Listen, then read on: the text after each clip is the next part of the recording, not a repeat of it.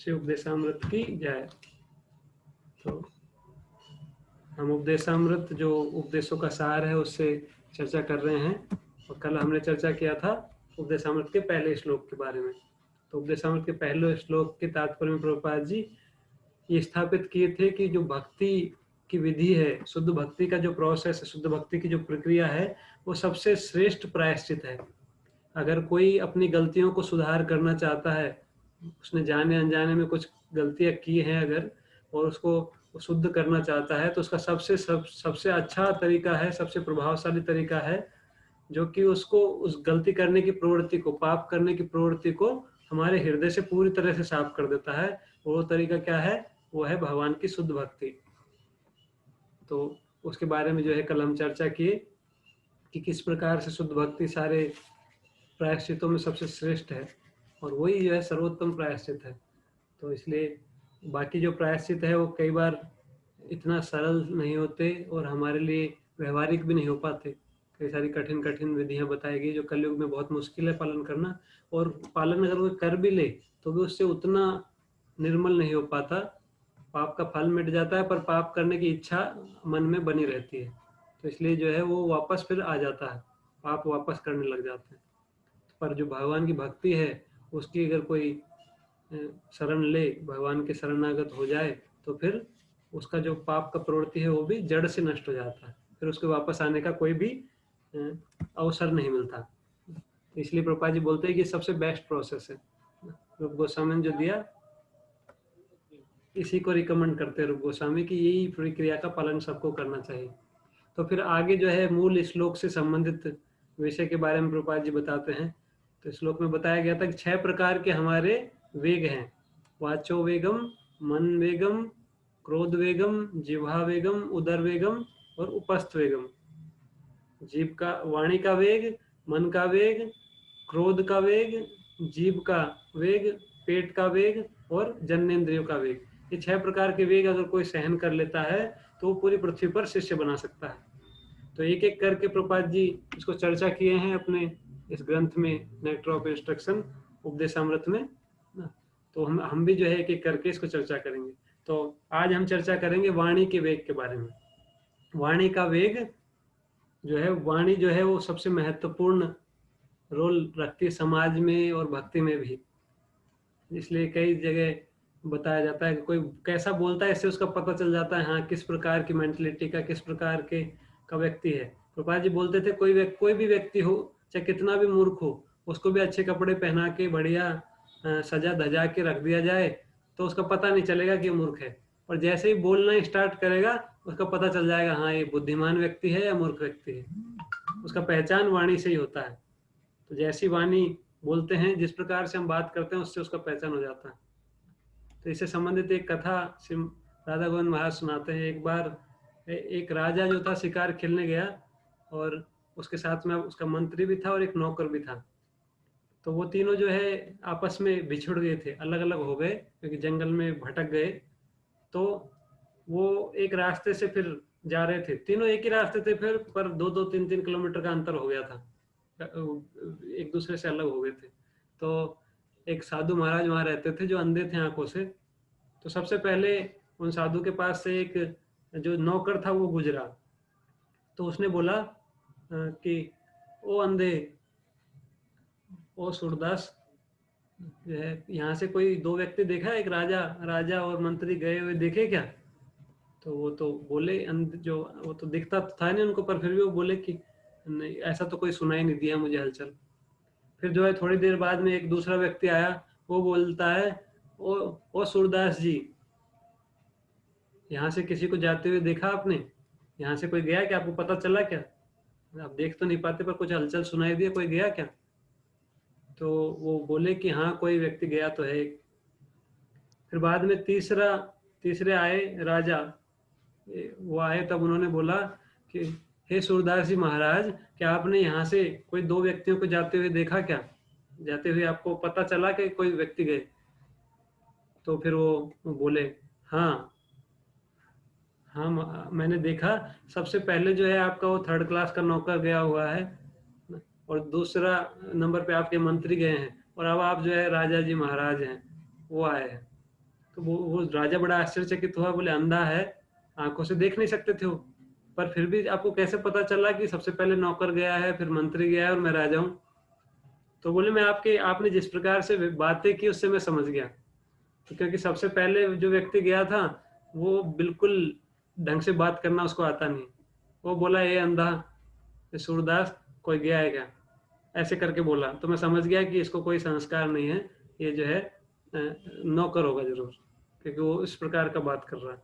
और जब दूसरा व्यक्ति गया उसने बोला सूरदास जी यहाँ से कोई गया है क्या, तो मैं समझ गया हाँ ये थोड़ा उच्च पद का व्यक्ति है, थोड़ा ढंग से बात करना इसको आता है। और जब आप आए तो आपने इतना सज्जनता के साथ में, इतना आदर के साथ में बात किया सूरदास जी महाराज, तो मैं समझ गया कि आप बहुत उच्च कुलीन व्यक्ति हैं, बहुत अच्छे श्रेष्ठ स्तर के व्यक्ति हैं, तो मैं समझ गया आप जरूर राजा होंगे। तो इस प्रकार से उन्होंने बताया। तो महाराज बोलते हैं बोलने से पता चल जाता है व्यक्ति कैसा। प्रभुपाद जी भी इसको बताते थे। ऐसे बहुत सारे उदाहरण हम देखते हैं इससे संबंधित, जिनसे जो है हमको पता चलता है कि हाँ जैसा जो व्यक्ति बोलता है उसी प्रकार का सामान्यतः उसका चरित्र होता है। बाहर से थोड़ी देर के लिए कुछ कुछ नकल भी कर लेते हैं, पर कुछ समय बाद वो भी जो नकल ज्यादा दिन तक नहीं चलता।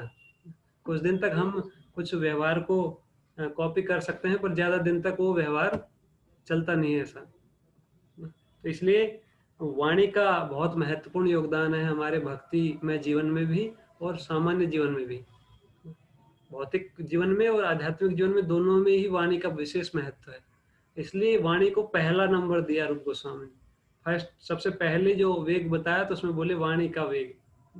तो वाणी का वेग, कम से कम मन में वेग आएगा, कुछ भी आएगा, पर वाणी पे कंट्रोल कर ले तो भी बहुत शांति से रहा जा सकता है। तो इसलिए आज का जो हमारा विषय है वाणी का वेग, उस जो वाणी का वेग, कलह की जड़, सारे जो लड़ाई झगड़ा है उसका जड़ जो है वो है वाणी का वेग।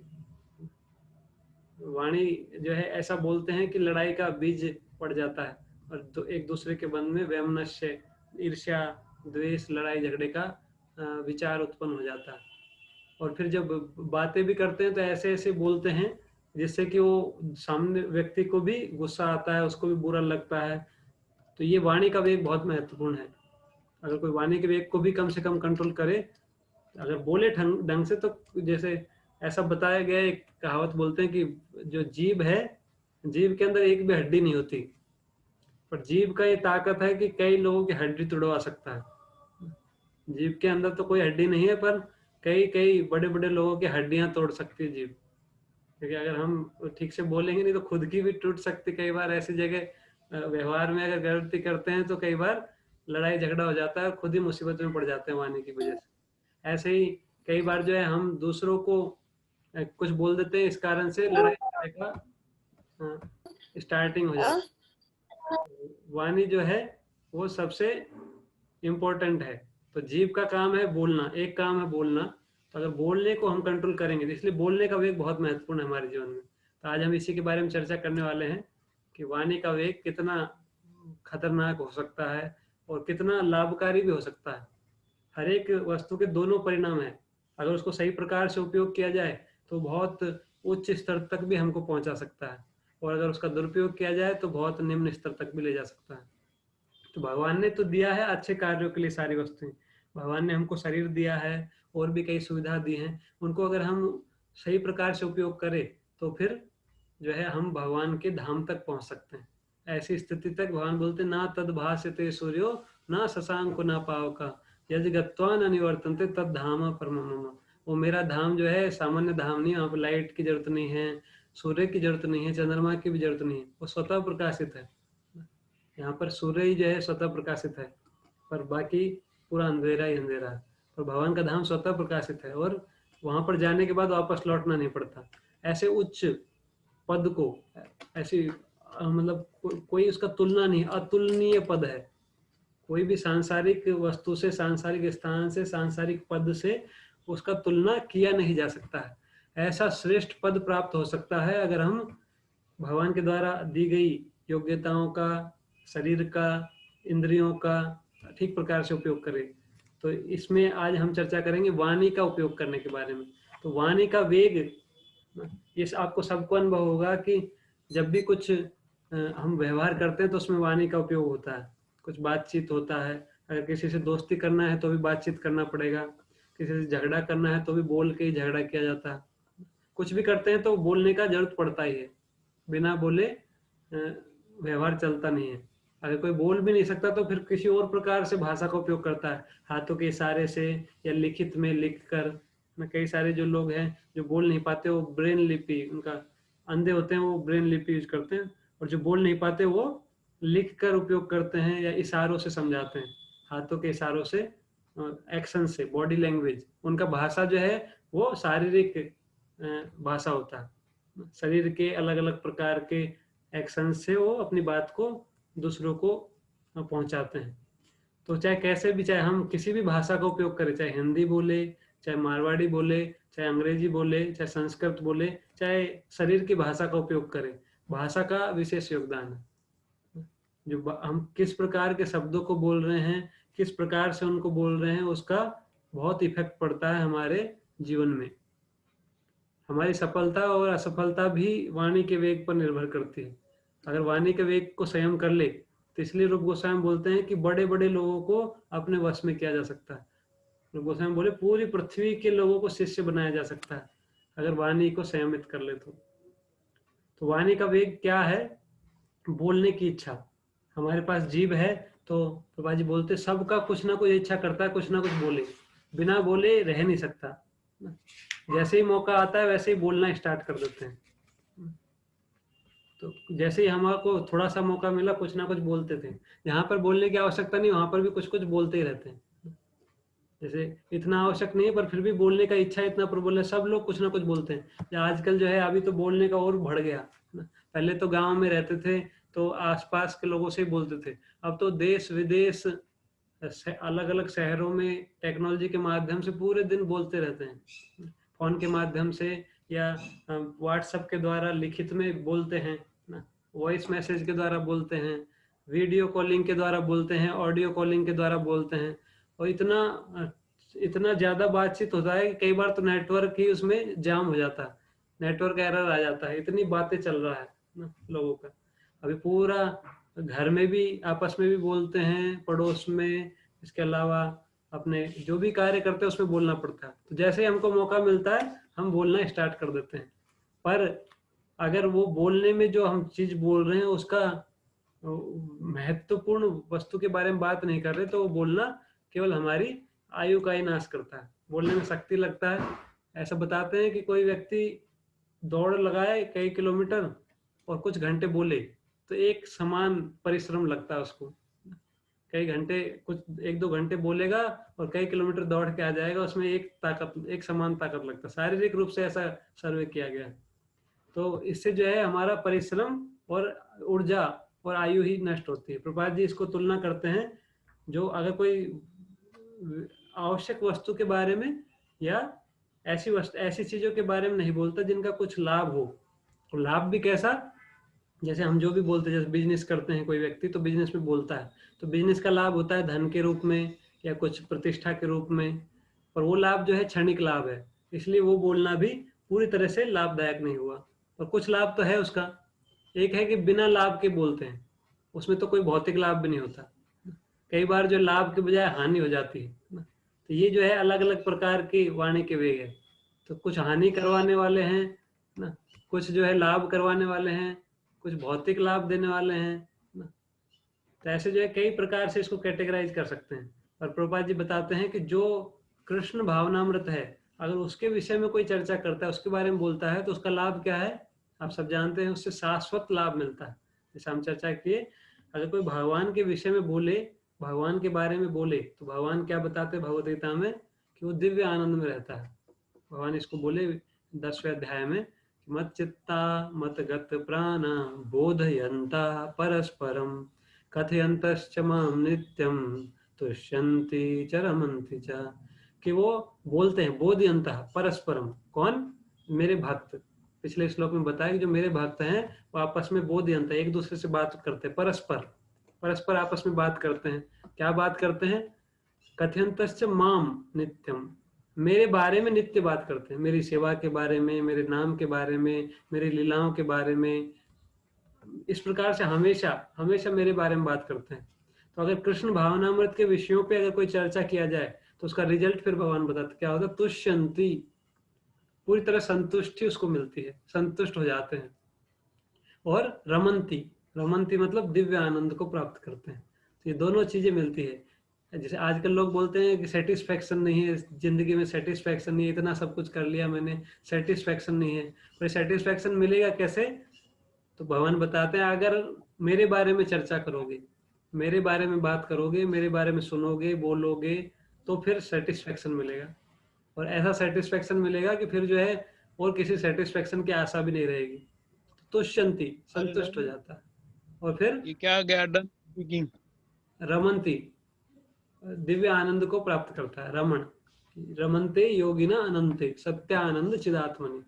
रमन का अर्थ है इति राम पदे नासो परम ब्रह्म धीयते।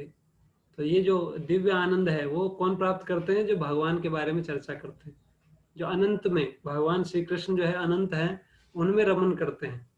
तो वो उनके बारे में चर्चा करते हैं, उनका नाम जप करते हैं, कीर्तन करते हैं, कथा करते हैं, तो उनसे उसको दिव्य आनंद मिलता है। तो इस प्रकार से अगर कोई बात करे तो प्रभुपाद जी बोलते हैं इसके अलावा जो भी बातें हैं कृष्ण भावनामृत के संबंधित अगर कोई बात नहीं तो सबका जो रिजल्ट होगा वो सब क्षणिक होगा, कुछ टाइम तक रहने वाला है, उसके बाद वो नष्ट हो जाता है। क्षणिक रिजल्ट है, इसलिए जो है उससे कोई वास्तविक लाभ होता नहीं है, थोड़ी देर का लाभ होता है, उसके बाद वो सब नष्ट हो जाता है। इसलिए प्रभुपाद जी बोलते हैं हमको बोलना चाहिए कृष्ण भावनामृत से संबंधित विषयों में।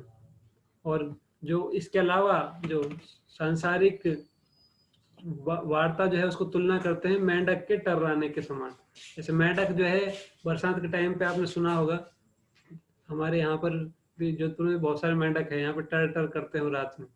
तो वो जो है जोर जोर से चिल्लाता है मेंढक, बैठा बैठा और कोई काम नहीं, बस बैठे बैठे अपने जोर जोर से टर टर टर टर करता रहता है बिना कारण ही ना। ऐसे ही जो गधा होता है, गधा भी कभी कभी बोलता है, तो वो जो है उसका जरूरत नहीं होता, पर वो उनका स्वभाव है, वो अकेले में फिर रेंकता है, जोर जोर से चिल्लाता रहता है। तो ऐसे ही, और इससे प्रभाव क्या होता है, जब मेंढक टर्राता है तो उससे सांप को आकर्षित करता है, सांप वहां पर पहुंच जाता है, उसको पता लग जाता है सांप को। सांप जो है चक्षुश्रुवा कहा जाता है। ऐसे तो वैज्ञानिक लोग बताते हैं सांप की आंख नहीं होती, पर शास्त्र बताते वो सांप के कान नहीं होते, पर शास्त्र में पहले से ही बताया गया है कि सांप जो है चक्षुश्रुवा है, उसके आंखों में डबल काम कर लेता है, देखता भी है और सुन भी लेता है। और इसके कारण से वो जो है मेंढक के पास पहुंच जाता है और फिर मेंढक को दबोच लेता है। मेंढक टर टर करता है और इसके कारण उसको मृत्यु पकड़ लेती है। ऐसे ही जो है सांसारिक विषयों के बारे में जो व्यक्ति चर्चा करते हैं तो वो केवल अपनी मृत्यु को आमंत्रित करते हैं, मतलब उनका जीवन जो है ऐसे फालतू की बातों में ही चला जाता है। और फिर जो है वो थोड़े दिनों बाद, जीवन तो लंबा होता नहीं, कुछ साल है, 70-80 साल, आजकल जो है आयु 100 साल तक भी नहीं हुई, 80-90 तक पिछली जो पीढ़ी के लोग पहुंच रहे हैं। तो 80-90 साल के बाद फिर मृत्यु आ जाती है। और जीवन में जो कार्य किया उसका जो फल है वो तत्क्षणिक, क्षणिक फल वाले कार्य किए तो उसका फल जो है वो भी क्षणिक होता है, थोड़े दिनों बाद वो भी नष्ट हो जाता है। इसलिए इस प्रकार के बोलने को बचने के लिए बताया गया है। ऐसा बोलना चाहिए जिसका शाश्वत लाभ हो, ऐसी बातें बोलनी चाहिए। कई बार ये बोलने के बारे में बोला जाता है तो बोले बहुत अच्छा बोलो, सत्यम बुरियात प्रियम बुरियात, असत्यम अप्रियम असत्य, अप्रियम सत्यम न बुरियात। एक श्लोक है उसमें बताते हैं सत्य बोलना चाहिए, प्रिय बोलना चाहिए, और जो किसी को बुरा लगे ऐसा सत्य भी नहीं बोलना चाहिए, इस प्रकार से बोलते हैं। और उसका अर्थ जो है वो आचार्यगण बताते हैं कि सत्य बोलना चाहिए, प्रिय बोलना चाहिए, और जो सत्य है उसको अप्रिय नहीं बनाना चाहिए। अगर कोई अप्रिय चीज बोलना है तो उसको भी इस प्रकार से बोलना चाहिए कि वो भी जो है लोग उसको स्वीकार कर पाए, उसको अप्रिशिएट, उसको प्रशंसा कर पाए। ऐसा नहीं है कि सत्य बोलना ही नहीं चाहिए, अगर अप्रिय सत्य है वो भी बोलना चाहिए, पर उसको प्रिय बनाकर बोलना चाहिए। तो ऐसे बोलने के बारे में बहुत जगह शास्त्रों में अलग अलग चीजें बताई गई हैं। भगवान गीता में भगवान बोलते हैं वाणी की तपस्या के बारे में, तो उसमें स्पेसिफिकली कुछ पॉइंट्स बताते हैं। तो प्रभुपाद जी इसमें स्टार्टिंग में ये बताया कि भगवान से संबंधित विषयों के बारे में हमको बोलना चाहिए। अगर हम भगवान से संबंधित विषयों के बारे में बोलेंगे तो वाणी का वेग जो है संयमित रहेगा और जो बोलना है वो भी सार्थक होगा। और भगवान से अलग बोलेंगे, जैसे बोलने के वेग के बारे में प्रभुपाद जी आगे वर्णन करते हुए बताते हैं कि कई लोग जो है बहुत सारे बुक्स लिखते हैं, ये भी वाणी के वेग का प्राकट्य है। कुछ बोल नहीं पा रहे तो उसको लिखित रूप में लिख दिया। कई सारे लोगों ने तरह तरह की उपन्यास, तरह तरह की कहानियां, ना काल्पनिक कथाएं ऐसे लिखा है, वो सब वाणी के वेग के अंतर्गत आता है और उसके कारण से कुछ भी उनको वास्तविक लाभ नहीं हो पा रहा। इतना परिश्रम लगा, इतना, उसके बाद में उनका अहंकार ही बढ़ जाता है, बोले मेरी किताब बहुत फेमस है, अपनी किताब का एडवर्टाइजमेंट करते रहते फिर। क्यों? क्योंकि उससे प्रतिष्ठा मिलता है। तो ये प्रतिष्ठा जो है वो क्षणिक है, ये हमारे साथ में हमेशा रहने वाली नहीं है। तो इसलिए ऐसे जो बोलना है, जो क्षणिक वस्तुओं के लिए बोलना है, वो वास्तव में जिह्वा के वेग के अंतर्गत आता है। जीवा के वेग के अंतर्गत आता है और इसको श्रीमद् भागवतम में बताया गया है कि जो बुद्धिमान व्यक्ति है ऐसे साहित्य की ओर अपने आप को नहीं बोलता। उसमें प्रभुपाद जी एक श्लोक कोट किए हैं प्रथम स्कंद के 5वें अध्याय का। उसमें बोलते हैं, नायद वाच चित्रम पदम हरेर्यसो जगत पवित्रम प्रगणित करहिचित तदवायसम तीर्थम मुसंति मानसा नायत्र हंसा निरमंति उशिक्षया। कि जो फालतू की चीजों के बारे में चर्चा है, जिन जिन बोलने में, जिस बोलने में या जिस पुस्तक में, जिस विषय के बारे में जो लिखा हुआ है या बोला हुआ है, उसमें अगर कोई भगवान के हरेर यशो, भगवान हरि के यश का गुणगान नहीं हो रहा है, भगवान हरि उसमें नहीं है, भगवान हरि का उसमें चर्चा नहीं है, उनका गुणगान नहीं है, उनकी कीर्ति नहीं है, जो, क्योंकि भगवान की कीर्ति हो तो सारे जगत को पवित्र करने वाली है, ऐसे भगवान का गुणगान उसमें नहीं है, तो क्या होता है, वो तद वायसम तीर्थम, वो कौवे का तीर्थ बताया गया। कौवे का तीर्थ मतलब कौवा क्या करता है, जो गंदगी होती है, जो मांस होता है, उसकी तरफ वो आकर्षित होता है। कहीं पर भी कुछ गंदगी, गंदा मरा हुआ कोई चीज पड़ा हुआ है तो कौवा उसकी तरफ लपकता है, या कुछ गंदी चीज पड़ी हुई है, उल्टी है, इस प्रकार की चीजों की तरफ आकर्षित होता है। पर जो हंस प्रवृत्ति के व्यक्ति हैं ना, जो राजहंस, मतलब जो सही सही चीजों को ग्रहण करते हैं, तो वो जो है ऐसी गलत चीजों के प्रति आकर्षित नहीं होते। वो क्या करते हैं, वो भगवान हरि का गुणगान जिन साहित्य में है, जिन शास्त्रों में भगवान का गुणगान किया गया है, उनकी तरफ अपने आप को मोड़ते हैं। तो जो सांसारिक वस्तुओं के बारे में जो चर्चा है, जैसे उपन्यास मैंने बताया था, उपन्यास है, आजकल जैसे कई लोग फिल्म स्क्रिप्ट लिखते हैं, ड्रामा स्क्रिप्ट लिखते हैं, काल्पनिक ड्रामा स्क्रिप्ट, सब कुछ कल्पना में ही चलता है, और उसमें जो है तरह तरह की चीजें लिखते हैं। आजकल कई सारे ऐसे राइटर भी हैं जो भगवान के अलग अलग अवतारों पे भी मजाकिया बुक्स लिख देते हैं, कॉमेडी शो बना देते हैं। तो ये जो सब जो है ये सांसारिक साहित्य में आता है, सांसारिक साहित्य में या वाणी के वेग का ये प्रदर्शन है। और इसका परिणाम क्या होता है, जैसे हम चर्चा की, इसका परिणाम है हमारा जो मनुष्य जीवन है, अत्यंत दुर्लभ मनुष्य जीवन है, कई कई हजारों सालों में भी नहीं मिल पाता, बहुत भाग्यशाली लोगों को मिलता है। वो मनुष्य जीवन जो ऐसे ही कार्यों में चला जाता है जो क्षणिक लाभ वाले हैं, जिनका लाभ हमारी मृत्यु के साथ में नष्ट होने वाला है। तो इसलिए जो बुद्धिमान व्यक्ति है वो क्या करते हैं, वो ऐसे साहित्य की ओर अपने आप को मोड़ते नहीं है। वो क्या करते हैं फिर, वो भगवान की भक्ति वाले साहित्य की ओर, भगवान के गुणगान वाले साहित्य की ओर अपने को बोलते हैं। और वो साहित्य का क्या खासियत है उसके बारे में प्रभुपाद जी एक श्लोक और बोले हैं।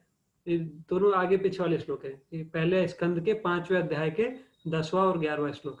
उसमें बोलते हैं कि श्रीमद् भागवतम जो है वो ऐसा अतुलनीय साहित्य है, उससे क्या प्रभाव होता है, तदवाग विसर्गो जनताग विप्लवो यस्मिन् प्रतिश्लोकम आबध्यवत्यपि नामानि अनन्तस्य यशो अंकितानि यत् शृण्वन्ति गायन्ति गृह्णन्ति साधवा। जो साधु स्वभाव के लोग हैं, साधु प्रकृति के, साधु मतलब परफेक्ट जेंटलमैन। प्रभुपाद जी बोलते थे भक्त मतलब सबसे सज्जन व्यक्ति, समाज का जो सबसे बेस्ट, सबसे अच्छा व्यक्ति है वो है साधु। साधु मतलब खाली ये नहीं है कि जो केवल लाल कपड़े पहनता है या कोई सर मुड़ा के या सर बढ़ाकर बाल के बढ़ा के रखता है, वो केवल ड्रेस से साधु है। और वास्तविक साधु कौन है, जो अपने आचरण में शास्त्र के आदेशों का पालन करता है, वो जो है वास्तविक साधु है। और ऐसे साधु क्या करते हैं, वो भगवान हरि का गुणगान, नामानि अनंतस्य यशो अंकितानि यत्, ऐसे शास्त्र, ऐसे साहित्य, ऐसी बातें सुनते हैं, बोलते हैं जिनमें भगवान अनंत, भगवान हरि का गुणगान किया गया है, उनके नामों का, उनकी लीलाओं का, उनके कार्यकलापों का वर्णन जिसमें किया गया, उसको सुनते हैं, गाते हैं और ग्रहण करते हैं। और वो ऐसा साहित्य का क्या परिणाम है, तद वाग विसर्गो जनताग विप्लव, विप्लव मतलब क्रांति उत्पन्न करने वाला है, वो मानव समुदाय में एक क्रांति फैलाने वाला है। जैसे प्रभुपाद जी ने क्रांति फैलाया, कैसे, अपने ग्रंथों के माध्यम से। इसलिए प्रभुपाद जी ने अपने ग्रंथों के पढ़ने पर और वितरण पे बहुत जोर दिया, क्योंकि इन ग्रंथों के माध्यम से ही बहुत भक्त बने हैं। हम अपने जीवन में देखें तो बहुत सारे भक्त ये अनुभव करेंगे कि ग्रंथों के संपर्क में सबसे पहले आए, बाद में फिर भक्तों के संपर्क में आए, या कोई कोई भक्तों के संपर्क में आए भी तो भी उन्होंने ग्रंथ दिया, और ग्रंथों के संपर्क से फिर धीरे धीरे वो भक्ति में आगे बढ़ पाए।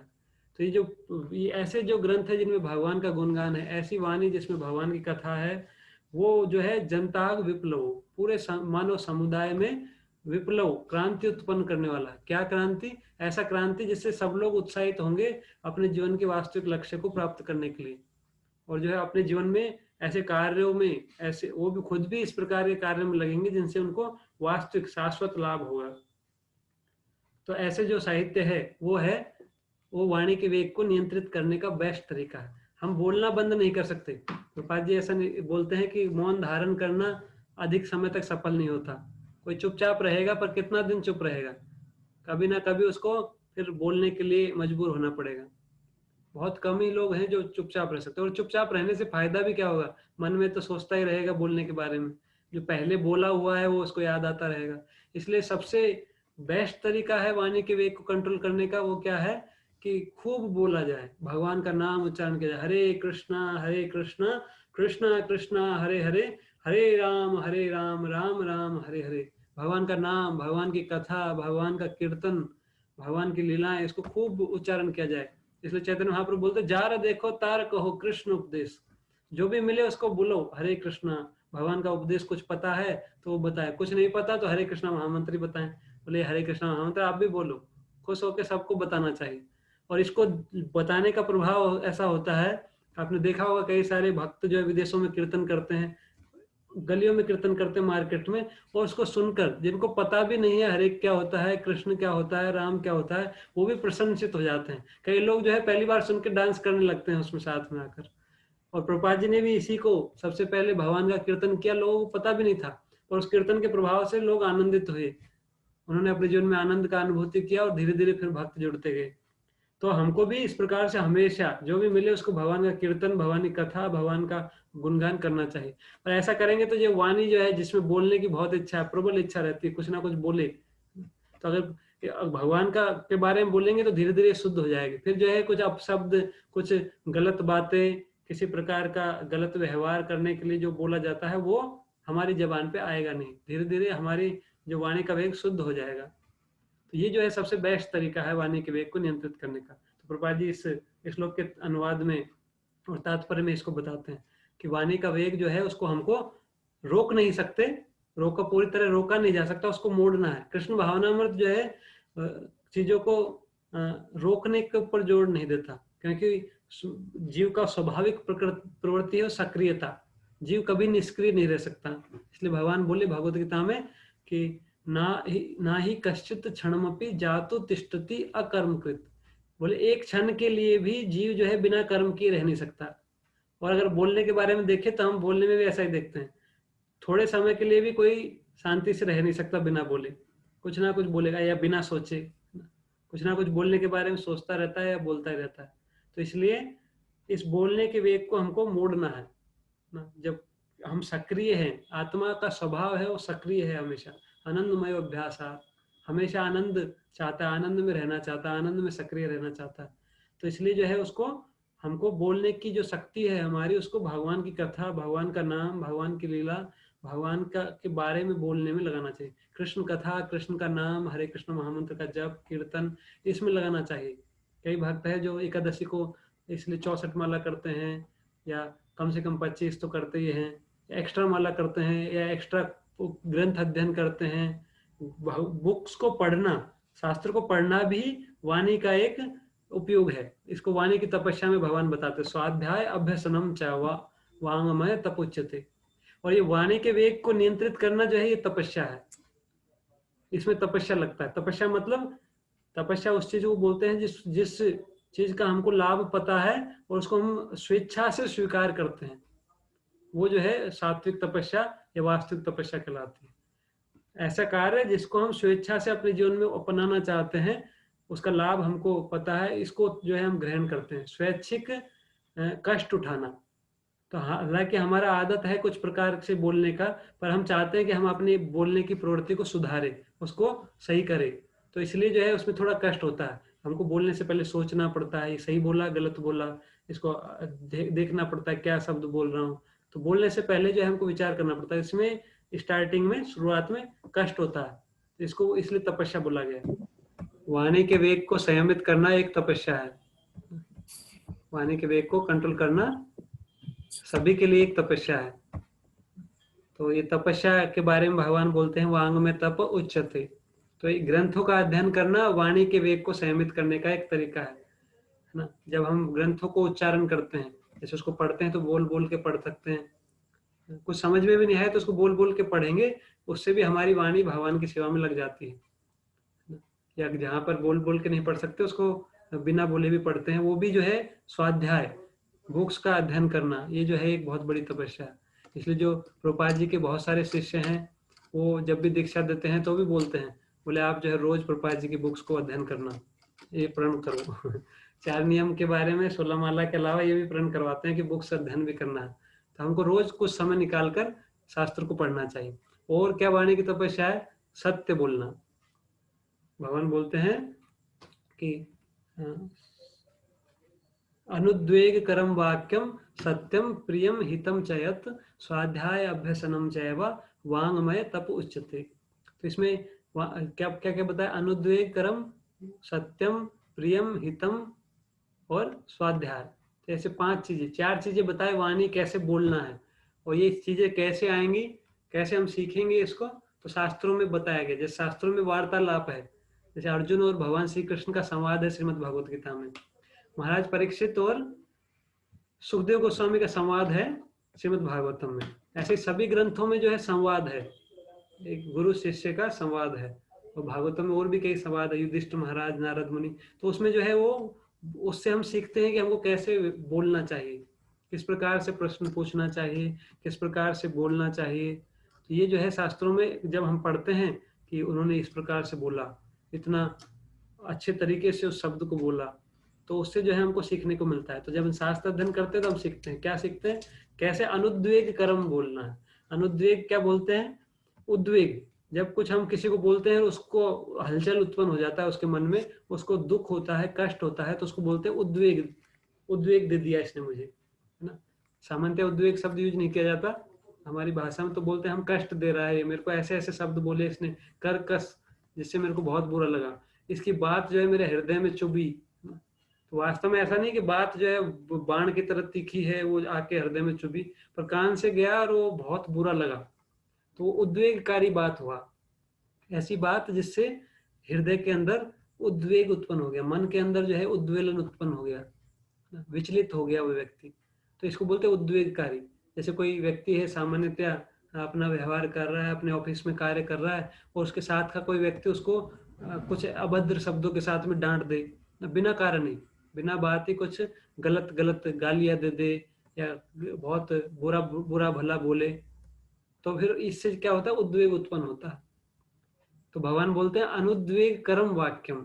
तो हमको ऐसे वाक्य अपने चूज करना चाहिए, ऐसे वाक्यों को अपनी वाणी में संयोजन करना चाहिए, उनका मिलाना चाहिए वाणी में, जो उद्वेग ना दे। ऐसे वाक्यों को शामिल करना चाहिए वाणी में, अपने शब्दों को इस प्रकार से चूज करना चाहिए, ऐसे वाक्यों से समन्वित करना चाहिए जो कि किसी को उद्वेग ना दे, जिससे उसके मन में जो है उद्वेग ना उत्पन्न हो। फिर तो आप इसके कई उदाहरण जानते होंगे, लोग ऐसे ऐसे चीजें बोलते हैं जिससे कि खूब उद्वेग होता है। आपको भी अपने जीवन में एक्सपीरियंस होगा, है ना, किसी ने ऐसी बात बोली, कई बार घर वाले भी ऐसा बोल देते हैं, माता-पिता बच्चों को बोल देते हैं, बोले तुम्हारे ऊपर इतना पैसा लगाया हमने, इतने दिनों से कुछ नहीं कर रहे, है ना? इतने पैसे बर्बाद कर दिए। तो इससे बच्चा पूरा उद्विग्न हो जाता है उसके मन में, है ना? हालाँकि माता-पिता का ऐसा मोटिव नहीं है कि वो उसको चाहते हैं कि ये बेकार है, ऐसे उसको निरुत्साहित नहीं करना चाहते, पर उनको उसका तरीका ठीक से पता नहीं होता उत्साहित करने का और उल्टा इफ़ेक्ट होता है उसका। बच्चे के मन में उद्वेग उत्पन्न हो जाता है, वो निरुत्साहित हो जाता है। कई केस ऐसे आते हैं जिसमें वो बच्चा जो है बहुत फ्रस्ट्रेट हो जाता है, डिप्रेशन में चला जाता है, फिर गोलियाँ खानी पड़ती है डिप्रेशन की। तो ये जो है शब्दों का प्रभाव है। एक बार प्रभुपाद जी से किसी भक्त व्यक्ति ने पूछा, बोले आप ये हरे कृष्णा करते हैं, इसका कुछ प्रभाव भी पड़ता है कि नहीं पड़ता? तो प्रभुपाद जी ने बोला, मैं अभी आपको गाली दूं कुछ, डांटूं आपको बहुत, तो आपको कुछ प्रभाव पड़ेगा नहीं पड़ेगा? बोले हाँ प्रभाव पड़ेगा, अगर आप गाली दोगे तो मेरे को गुस्सा आएगा, मेरे को बुरा भला बोलोगे तो मेरे को क्रोध आएगा। तो बोले जब ये बेकार के शब्द है इनका इतना प्रभाव पड़ रहा है तो हरे कृष्णा महामंत्र का प्रभाव क्यों नहीं पड़ेगा? पड़ रहा है, देखो कितना प्रभाव पड़ रहा है, इतने सारे लोग शुद्ध हो गए। ऐसे करके प्रभु समझाया। तो ये जो है शब्दों में एक प्रभाव रहता है, शब्द का शक्ति है। हम जो शब्द बोलते हैं उससे दूसरे के मन पे, उसके मस्तिष्क पे एक विशेष प्रभाव अंकित करता है। कई बार जो कोई व्यक्ति होता है उसके बारे में लोग बोलते हैं, बोले ये बहुत अच्छा व्यक्ति, बहुत सज्जन है। क्यों? क्योंकि ऐसे शब्दों के साथ में बात करता है, उसकी बातों से लोग जो है प्रसन्न हो जाते हैं। इसलिए एक जो है दोहा, बड़ा प्रसिद्ध दोहा है, वो बोलते हैं, ऐसी वाणी बोली मन का पाख होए, ओरन को शीतल करे आपहु शीतल होए। कि ऐसा बोलना चाहिए जिससे कि मन जो है संयमित हो, मन कंट्रोल में आए और दूसरों को भी शीतल बना दे, दूसरों को भी अच्छा लगे और खुद को भी अच्छा लगे। जब हम क्रोध में या किसी अपशब्द बोलते हैं तो खुद को भी अच्छा नहीं लगता, बाद में खुद भी विचलित, उद्वेग दूसरों को देते हैं पर खुद भी कभी-कभी उद्वेग में आ जाते हैं। तो इसलिए अनुद्वेग करम वाक्यम, ऐसे वाक्य हमको चूज़ करना चाहिए और इसके लिए बहुत ट्रेनिंग की आवश्यकता है, क्योंकि बोलने का आदत केवल मनुष्य जीवन में नहीं है। बोलने की आदत सारे पशुओं के जीवन में भी बोलने का प्रवृत्ति है। तो बोलने के ऊपर कोई नियंत्रित करना चाहता है तो उसको काफ़ी सालों तक प्रयास करना पड़ेगा, और जब प्रयास करेगा तब कई साल लग जाएँगे, और प्रयास नहीं करेगा तो बिल्कुल संभव नहीं है कि वाणी का वेग, बोलने की आदत जो है उसमें चेंज आ सकता है। कई भक्त हैं, कई व्यक्ति होते हैं, बहुत विनम्रता के साथ में, बहुत अच्छे शब्दों के साथ में बोलते हैं। चाहे हिंदी में बोले, चाहे इंग्लिश में बोले, उनके शब्द बहुत अच्छे होते हैं। और दूसरे लोग सुन के ही जैसे इतने प्रसिद्ध लोग हैं कई सारे, उनके केवल शब्दों के कारण लोगों को आकर्षित कर लेते हैं। हालाँकि वो भगवान के बारे में नहीं बोलते पर दूसरे के मन को आकर्षित कर लेते हैं। कई सारे अच्छे गायक हैं, है ना? जो बोली के द्वारा आकर्षित करते हैं। कुछ अच्छे कलाकार होते हैं, वो बोलने की आदत को ही वो ऐसा बोलते हैं जिससे कि लोग आकर्षित हो जाते हैं। पर वो केवल केवल क्या है, बाहर से एक्टिंग करते हैं, एक्टिंग ऐसी करते हैं। पर व्यक्तिगत जीवन में वो भी अपनी वाणी को कंट्रोल नहीं कर पाते। इसलिए जो है उनका चरित्र भी ठीक नहीं होता। उत्तम चरित्र के व्यक्ति नहीं होते। हालाँकि फेमस बहुत हो जाते हैं। तो कोई अगर प्रतिष्ठा भी चाहता है तो अच्छे से बोलेगा तो उसका सब सम्मान करेंगे, सब आदर करेंगे, सब जगह उसका तारीफ़ किया जाएगा। तो अनुद्वेग करम वाक्यम, फिर जो है भगवान बोलते दूसरा चीज़ क्या है? सत्यम। सामान्यतः अगर कोई सत्य बोलता है तो उद्वेग होता ही है। कोई व्यक्ति है उसमें कुछ कमी है, उसको जाके बता दिया तो उसके मन में विचलन होगा ही। तो भगवान एक कॉन्ट्राडिक्टरी लगता है, एक बिल्कुल विरोधाभासी लगता है कि उद्वेग भी नहीं हो और सत्य भी हो। पर अगर वाणी की तपस्या है तो ये तपस्या, ये कष्ट देगा ही। हमको बहुत सोचना पड़ेगा कि मैं सत्य भी बोलूँ और इसको उद्वेग भी ना हो। सामान्यतः जैसे ही सत्य बोला, किसी की कमी बताई तो उसको बहुत उद्वेग हो जाता है। खासकर जो किसी को करेक्शन देते हैं ना, किसी को सुधारते हैं, उसमें जो है उसको बड़ा बुरा लगता है। ऐसा बताते हैं भक्त कि जैसे कान में किसी ने बोलता हो घी डाल दिया हो, ऐसे जो है करेक्शन काम करता है। तो करेक्शन जो है, पर सत्य तो बोलना ही चाहिए। ऐसा नहीं कि किसी का चापलूसी करते रहे। एक घटना जो है भक्ति सिद्धांत महाराज सुनाते हैं कि एक बार एक बहुत बड़ा सेठ था, उसका एक नौकर था। तो एक बार सेठ जी बोले, बोले उसका नाम लेके बोले रामू, या कोई भी नाम जो रखते हैं, तो बोले कि ये जो बैंगन होता है, बैंगन बड़ा बेकार होता है, बैंगन नहीं खाना चाहिए, बैंगन में बहुत दोष है।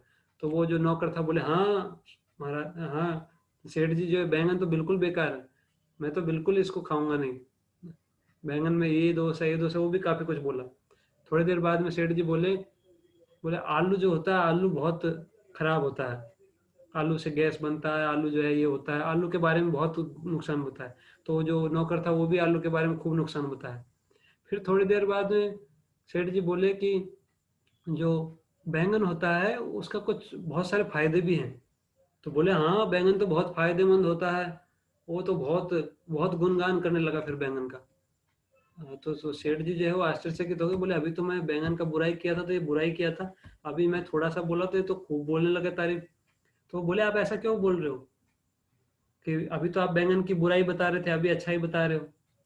तो वो बोला देखो सेठ जी, ना तो हमको बैंगन से मतलब ना आलू से मतलब, हम आपके सेवक है, हमको आपका काम करना है, आपको खुश रखना है और पैसा लेना है। तो ये बोला वो, इसलिए जो है मैं आपके जैसा आप बोलते थे वैसा ही बोल रहा था। तो सामान्यतः लोग ऐसा करते हैं, चापलूसी बोलते हैं इसको, सत्य बोलते ही नहीं।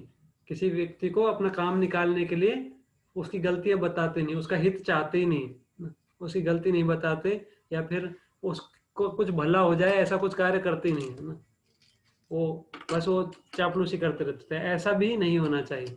तो अनुद्वेग कर्म, उद्वेग नहीं देने का ये मतलब नहीं है कि हम जो है अ, चापलूसी करें उसकी और सत्य ना बताए उसको। हमको सत्य हर एक व्यक्ति को बताना चाहिए। इसलिए जो साधु होते थे पहले बिल्कुल सत्य बताते थे, खरी खरी बोलते थे ना, कड़वी कड़वी बातें बोलते। साधु मृत्यु की बात करते हैं, मृत्यु की बात सुन के ही सब लोग परेशान हो जाते हैं, पर साधु जो है मृत्यु से स्टार्ट करते हैं।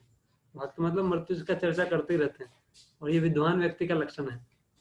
तो उद्वेग ना हो और फिर सत्य बात भी हो, ये भी हमको चेक करना चाहिए कि हम जो झूठ मूठ तो नहीं कुछ बोल रहे हैं ना। फिर तीसरा बताते हैं प्रियम।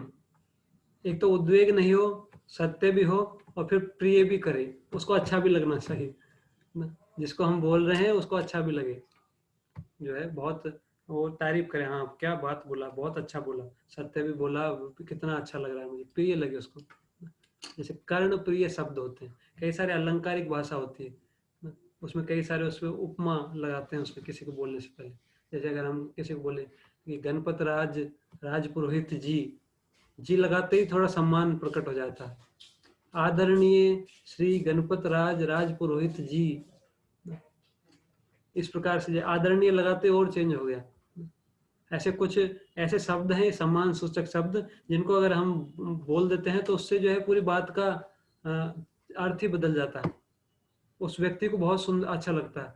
अगर उसका कुछ कमी भी बताओगे ना, पर इतना सम्मान के साथ में ऐसे कुछ शब्दों के साथ में बताएंगे तो वो बहुत प्रसन्न रहते, बोले ये कितने अच्छे व्यक्ति, कितने अच्छे से इन्होंने बताया मुझे, है ना। कई बार वो सहमत भी नहीं होते उनसे। जैसे प्रभुपाद जी के साथ कई सारे लोग डिबेट करने आते थे, चर्चा करने आते थे, प्रभुपाद जी उनको खूब अच्छे से बात करते थे, कई बार असहमत ही रहता था, प्रभुपाद जी की बातों को पूरी तरह मानते नहीं थे वो। कई सारे क्रिश्चियन पादरी आते थे, साइंटिस्ट आते थे, पर वो देखते थे कितना अच्छा व्यक्ति है, जब जाते थे तो बोलते थे ये आपके स्वामी जी बहुत अच्छे हैं, क्योंकि प्रभुपाद जी बातें इतनी अच्छी करते थे उनसे, इतने अच्छे से बोलते थे कि बोलते थे हाँ ये व्यक्ति बहुत अच्छा है, हालांकि मैं सहमत नहीं हूँ, पर ये आदमी बहुत अच्छा, ये परफेक्ट साधु है।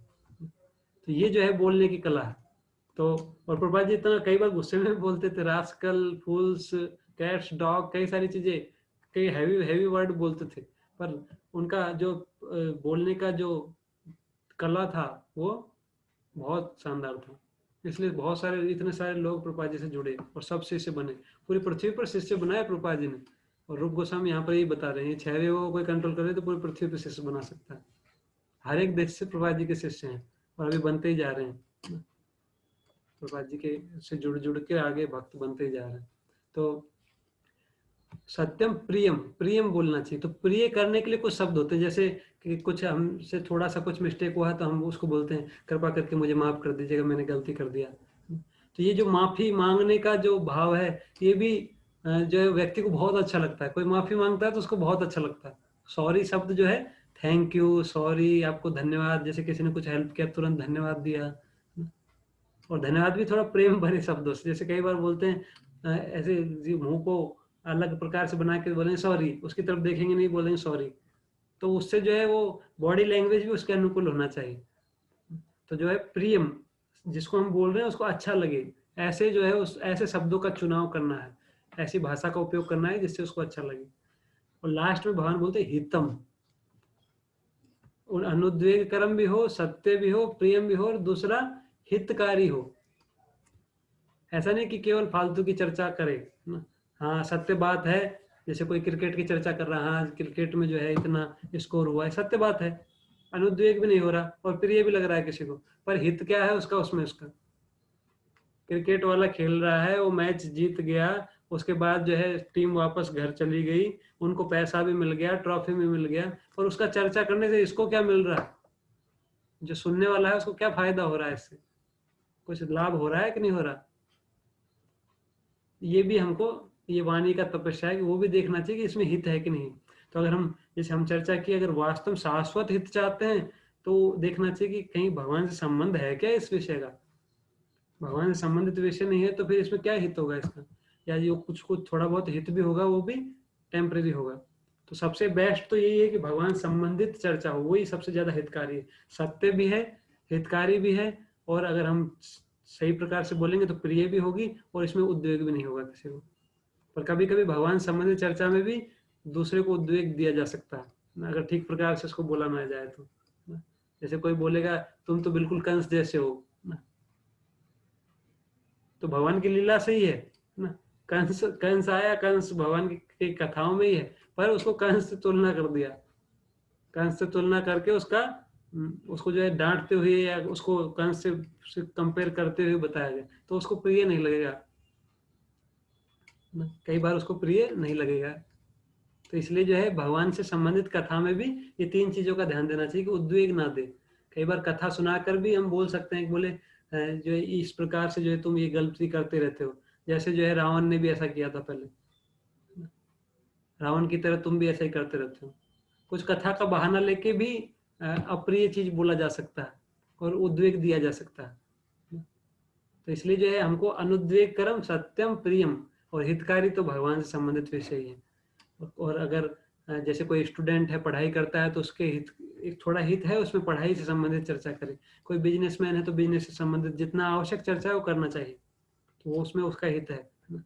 हम अपना भी हित है, दूसरे का भी हित है। तो ऐसा नहीं है कि जैसे जो पढ़ाई कर रहा है तो पढ़ाई कैसे करेगा अगर वो केवल भगवान की चर्चा करेगा तो इसलिए उसको पढ़ाई के संबंधित चर्चा करना अलाउ है, वो भी जो है कर सकता है, पर कितना, जितना आवश्यक हो, आवश्यकता से अधिक चर्चा ना करें। या पढ़ाई से अलग ही दो, जो विद्यार्थी है बात कर रहे, दो स्टूडेंट, पर पढ़ाई को छोड़ के फिर पॉलिटिक्स पे आ गए, फिर वो खेल जगत में चले गए, जबकि उनका कोई ऐसा विषय है ही नहीं एग्जाम से संबंधित, कोई कंपटीशन का तैयारी नहीं कर रहे, कुछ भी नहीं कर रहे, पर इस प्रकार के विषयों पे चर्चा करने लग जाते हैं। या जो है घर के बारे में, घर की प्रॉब्लम्स, या घर के आपस में एक दूसरे की निंदा, इस प्रकार के विषय चर्चा करने लग जाते हैं, किसी की कमियों के बारे में चर्चा।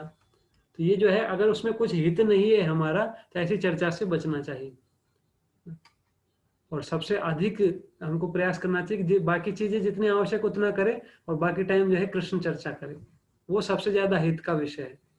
और कृष्ण चर्चा जो है सुने, कृष्ण चर्चा बोले, भगवान की कृष्ण कथा को बोले सुने, इस प्रकार के विषयों में चर्चा करना, गुणों से संबंधित विचारों पर चर्चा, जिससे हमारे मन अंदर भक्तों के गुण बढ़े, भक्ति के गुण, भक्ति के संबंधित वस्तुओं में हमारा रुचि बढ़े, भगवान से संबंधित विषयों में हमारा मन लगे, ऐसी वाणी बोलना चाहिए। और ऐसा कहाँ से आएगा, फिर बाद में भगवान बोलते स्वाध्याय अभ्यसनम चैवा, ये जो है स्वाध्याय से आएगा। जब तक हमको ठीक से बोलना नहीं आता है तो हमको बोलने से कम बोलना चाहिए, बोलने पे थोड़ा रेगुलेशन लगाना चाहिए। कभी बोलने की इच्छा बनती है तो जोर से हरे कृष्णा कृष्णा कृष्णा हरे हरे, हरे राम राम राम हरे हरे, भगवान का नाम बोल देना चाहिए। अगर समझ में नहीं आ रहा क्या बोलूं तो हरे कृष्णा महामंत्र बोलना चाहिए, तो भगवान बुद्धि भी देंगे कैसा बोलना है। और धीरे धीरे फिर पढ़ के समझ के बोल देखना चाहिए कैसे मेरे को बोलना, इस पर विचार करना चाहिए। अगर हम विचार करना प्रारंभ करेंगे तो हमारा वाणी जो है बहुत सुंदर हो जाएगा, और जो है हमारे आसपास वाले लोग वो भी हमसे मिलकर, हमसे बात करके उनको अच्छा लगेगा, और ये प्रचार के लिए भी बहुत अच्छा है। अगर हम अपने व्यवहार में, बोलने में बहुत अच्छे हो जाएंगे तो हमको देख के बोलेंगे बोले कितना अच्छा व्यक्ति है, पहले तो कितना खड़ूस, कितना अटपटा, कितना अभद्र भाषा का उपयोग करता था, अभी कितना सुधर गया, भक्त बन के इसमें इतना प्रभाव हुआ, तो मुझे भी भक्ति में आना चाहिए। और हम किसी को बोलेंगे तो उसमें फिर वो शक्ति, शब्दों का शक्ति भी रहेगा, वो मना नहीं कर पाएगा। हम बोलेंगे कि आपके लाभ के लिए मैं एक वो चीज़ बता रहा हूँ। इतना प्रेम से बोलेंगे, अच्छे से बोलेंगे, प्रिय करके, अनुद्वेग करके, सत्य, तो वो उसको मना कर ही नहीं पाएगा। तो खुद ही जो है भगवान का नाम करने लगेगा, भगवान की भक्ति को अपना लेगा। जैसे घर में जो है कई बार भक्त, अलग-अलग भक्तों के घर में अलग-अलग प्रकार का व्यवहार मिलता है। कई लोग भक्ति के सपोर्टिव नहीं होते, पर जो डिवोटी है वो अच्छी प्रकार से व्यवहार करे, वास्तव में वैष्णव की तरह व्यवहार करे, तो बाकी लोग भी भक्ति में कम से कम बाधा क्रिएट नहीं करेंगे, उसको कोई नुकसान नहीं पहुँचाएँगे, उसको रोकेंगे नहीं, और धीरे-धीरे होगा कि वो भी भक्ति करने लग जाएँगे। कई भक्तों का अपने व्यवहार से अपने परिवार वालों को, अपने पूरे चाचा, ताऊ, मामा, बुआ सबको भक्त बना दिया। तो ये व्यवहार के कारण है। तो ये जो है हमको बोलने पे बहुत ध्यान से प्रयास करना चाहिए, और अगर हम इसमें ट्रेन हो गए और फिर बाकी पाँचों में भी हो गए, तो फिर तो हम किसी को भी भक्त बना सकते हैं, पूरी दुनिया में भक्त बन सकते हैं। तो हमारा लक्ष्य ये है गाँव-गाँव, शहर-शहर भगवान की भक्ति को फैलाना, तो इसमें वाचो वेग पे हमको कंट्रोल करना है। और ये कलह का भी कारण है, लड़ाई-झगड़ा जो है वो उसका भी कारण है। मानसिक अशांति, डिप्रेशन, फ्रस्ट्रेशन आजकल लोगों को ये बहुत है। उसका कारण यही है बोलना। ठीक से बोलना का ट्रेनिंग नहीं है। तो कई सारे महाराज हैं वो बताते हैं कि बोलने का ट्रेनिंग हमको लेना चाहिए। ट्रेनिंग कैसे लेंगे? ट्रेनिंग जो है हम खुद ही जब कंट्रोल करेंगे तभी जाके ट्रेनिंग होगा। तो जहाँ हम बोलते हैं तो हमको चेक करना चाहिए कि सही बोला, गलत बोला। अगर इसको नोट करना चाहिए। तो भक्ति सिद्धांत महाराज बोलते थे हमको रोज सुबह 100 झाड़ू मारना चाहिए, शाम को सोते समय 100 जूते मारना चाहिए मन को। मतलब अपने जीवन को, अपने जो सुबह डिसाइड करना चाहिए कि आज मैं जो है इस प्रकार से समय को व्यतीत करूंगा। फिर उसमें जो गलती हुई है वो शाम को चेक करना चाहिए, और फिर बोलना चाहिए देखो ये गलती किया, ये गलती किया। खुद की गलतियों को पहचानना चाहिए और फिर उसको धीरे धीरे करेक्ट करना चाहिए। तो वाणी के ऊपर करना चाहते हैं तो हमको देखना चाहिए कि आज पूरे दिन मैंने किस प्रकार से बोला, आज कुछ गलत शब्दों का उपयोग किया क्या किसी को, तो फिर उसके लिए पश्चाताप करना चाहिए, उसको करेक्शन करना चाहिए। बोले आगे से मैं प्रयास करूंगा कि मैं और अच्छे से बोलूं। और ऐसे धीरे धीरे प्रयास करते करते हमारी वाणी इतनी मधुर, इतनी अच्छी हो जाएगी कि सब लोग उसको सुनना चाहेंगे। हम भगवान के बारे में बोलेंगे, सब लोग उसको सुनने के लिए उत्साहित होंगे, और वो उसको सुनकर अपने जीवन में उसको उतार भी पाएंगे। तो इस प्रकार से हमको वाणी के वेग को हम नियंत्रित कर सकते हैं और कृष्ण कथा में अपनी वाणी को लगा सकते हैं। हरे Krishna. Hare Krishna, Krishna Krishna